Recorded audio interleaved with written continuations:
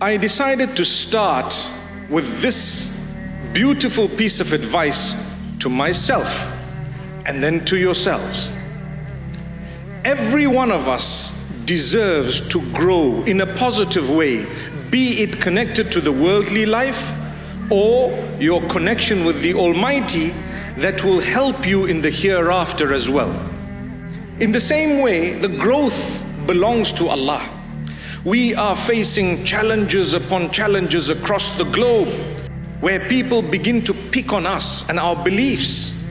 So it becomes so difficult to live as an individual that I would like to live and like to be. But I need to keep going. I need to have the principles. I need to understand or try and understand part of the plan of the Almighty, because His entire plan may never be understood by you and I. There is a portion of it that would require you to surrender and believe. I believe in the mercy of Allah. I may be going through the most toughest of days today, and you might be going through the toughest of days today. You might have heard bad news early morning or in the recent weeks, but I tell you, it does not mean that's going to last, because it never lasts. Negativity does not last. It will not last. How many of us have been through days where we really thought we were not going to make it? Trust me when I say the Almighty chooses and tailor-makes your gifts, designed for you, knowing what is better for you holistically. So if you don't have one thing, you have to have 10 other things that others don't have. It's just a matter of you taking a moment to focus, to look at how you have been blessed. Because every single one of us is blessed differently. I have what you may not have. But trust me, you have what I do not have. That's a fact. You know it or you don't.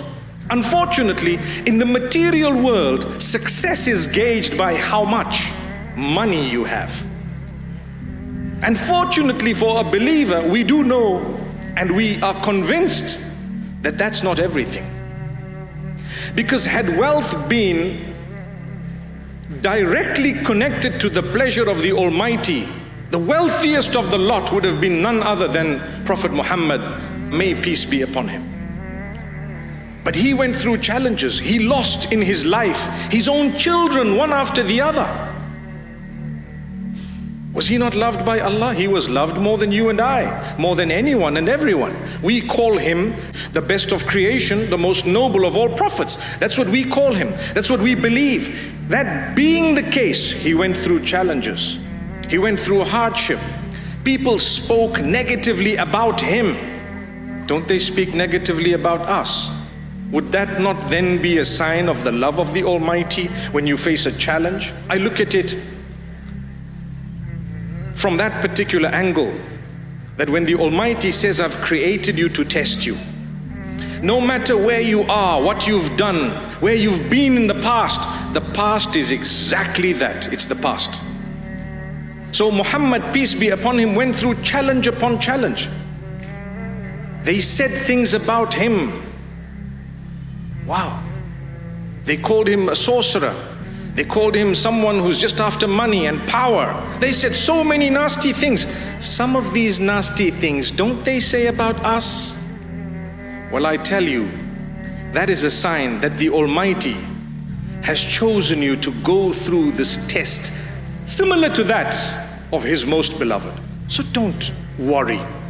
Take it in your stride, seek the help of the Almighty.